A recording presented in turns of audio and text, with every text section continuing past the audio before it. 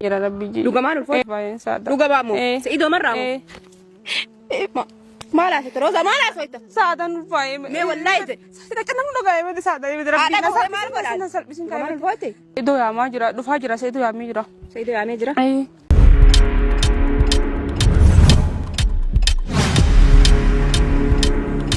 Waa malee manni naaroo jedha Oromoon jedhan turii. Kanan jedhu waa malee miti waan kana kan fiddanii waa xuxuxxanii kaatanii raawwatan. Waa xuxuxxanii kaataniituma intalittiidhaan piraankiidha jettanii natti fakkaata malee waa malee natti hin fakkaatu. Egaa Roozaa fi Sa'idoo walirratti mari'atanii hiriyaa Roozaa piraank irratti hojjetanii akka jedhanitti jechuudha. Akkicha akkasidha. Roozaan garaatti baadheen jira. Sa'idoodha fi jetteeni hiriyaa isheetiin jechuudha. Akkuma argitanitti baay'ima tokko nama dhibaggeeru. Ani koo Roozaan abbaa manaa qabdi natti fakkaata. Mucaawaa ittuma illaan jette. Roozaan beektu taanaan maal miidiyaa irraa goota reetinaa. Ayi dirqama ishii beekuun qaba jechuudha. Nagaan isiniif haa ta'u akkam jirtu fayyaa qabdanii nagaan qabaanii galata rabbii bakka jirtanitti nageenya rabbii hunduma keessaniifuu haa baay'atuun isiniin jedha. Egaa kabajamtoota hordoftoota koo akkuma jalqaba irratti argitanitti Roozaan Sa'idoodhaaf garaatti baadhitiin jira. Kan ji'a lama akkas ta'eera ergan garaatti baadheetteeni. Lakka Roozaan abbaa manaa qabdii turte. Anaaf wanti hundinuu haaraadha bakka. Anaaf akkamitti yaada isinitti fakkaate Roozaan ganaa dingilii natti fakkaatte. Egaa Sa'idoo silaa dingiliidhuma balleessee olii gaddeema. Kanaaf jedhee tana silaa ishuma barbaada olii gaddeema inni. Ayyuurraas xambaa godhee jira. Ammas ganama biraarraas akkasumaan inni sijjammar durumayyuu Sumayyaan illee akkasuma jechuudha. Ayyuun illee akkasuma ammas nama biraas kanuma dingilii qabdu barbaade dheen eegee malee akkas kan abbaa manaa qabdu itti kala'ase hin seene jechuudha.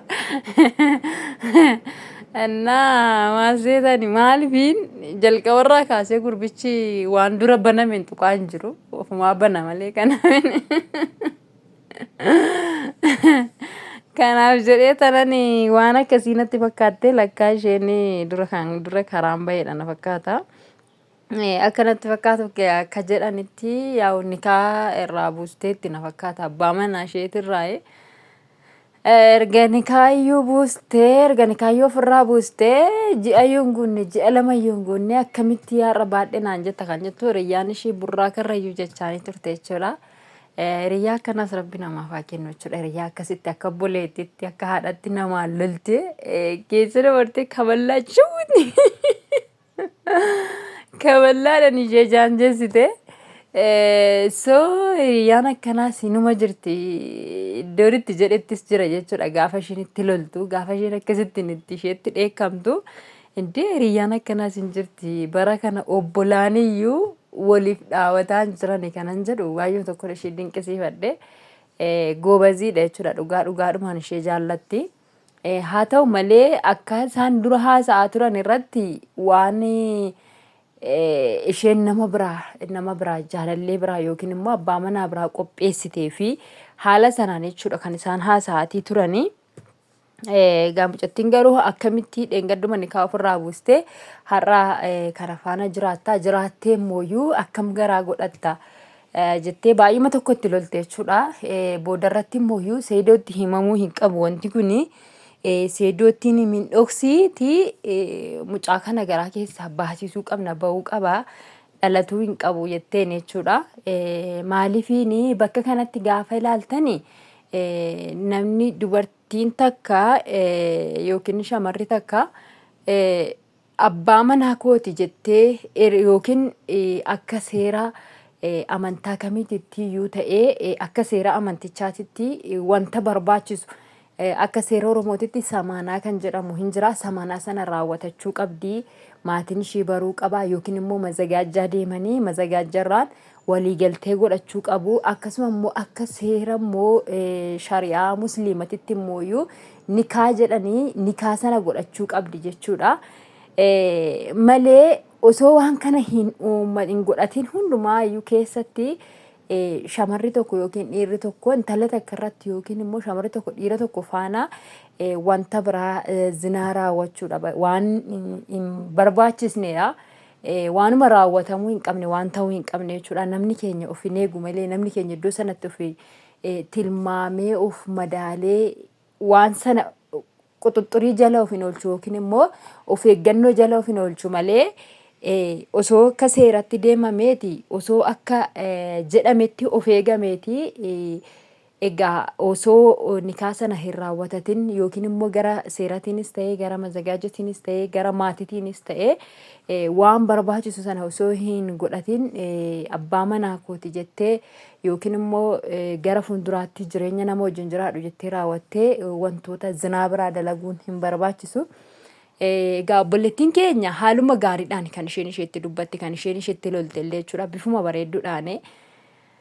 Baay'een tokkoon isheerraa jaalladhee akka obboleettitti kaballaa isheen kabalte irratti deebistee lola akkas garaa kee keessaan si baasallee jettee garaa ishee cammaqxee turte. Maaliifiin aga kana namaa dubbachuun hanga jaalala nama kanaaf qabdu salphina nama kanaa hin barbaaddu jechuudha namni kuni. Wanti kun immoo osoo wantoota seera barbaachisu sana hin guuttatin ilmoo garaatti godhachuu jechuun waan biraatiin namni sirraa hin argu jechuudha. Akka barbaadde yoo goote akka barbaadde yoo taate rabbiin tokkichatu si arga malee namni sirraa hin argu jechuudha. Garuu immoo ilmoo garaatti godhachuu jechuun waan dhoksitee illee hin dandeenyedha jechuudha. Waan boodatti bahee mul'atudha. Waan salphina guddaa namarraan ga'uudha. Waan karaa boruutitti irree jireenya kee boruutitti irree maatii kee faanallee waa baay'eerraan nama ga'a jechuudha. Wanti kuni kanarratti of eeggannoo gochuun barbaachisaadha. Nama tokko osoo tidaarii garaa fuulduraatitti jireenya karaa fuulduraatitti wajjin jiraachuudhaaf seerota barbaachisan osoo hin guuttatin dhaqanii wajjiniin zinaa dalaganii zinaa dalaguurraan kan ka'e immoo ilmoo garaatti of godhanii gara biraatitti bakka gara waan guddaatti nama oofa jechuudha. Intalittiin haaluma gaariidhaan itti lolte jechuudha. Ittiin gammadee haaluma gaariidhaan itti lolte wantichi kun dhugaadhumaan dhugaatti piraankuma hojjetan immoo jarri kun dhuguma kana dura wal tuttuqanii jiru kanan jedhu gaaffii mijattiin hin bareeddisi waan irraa deebi'anii miti waan babbareeddu kana hin jaallata seedoon keenyas.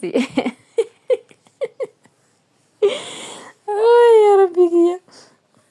Na shakkisiiseera jechuudha. Wanni kun dhugaadhuma jarri kun waan ta'e wal ilaalan immoo dhugumaan piraankiin talittii irratti hojjetan immoo kan jedhu gaaffii natti ta'ee jira jechuudha.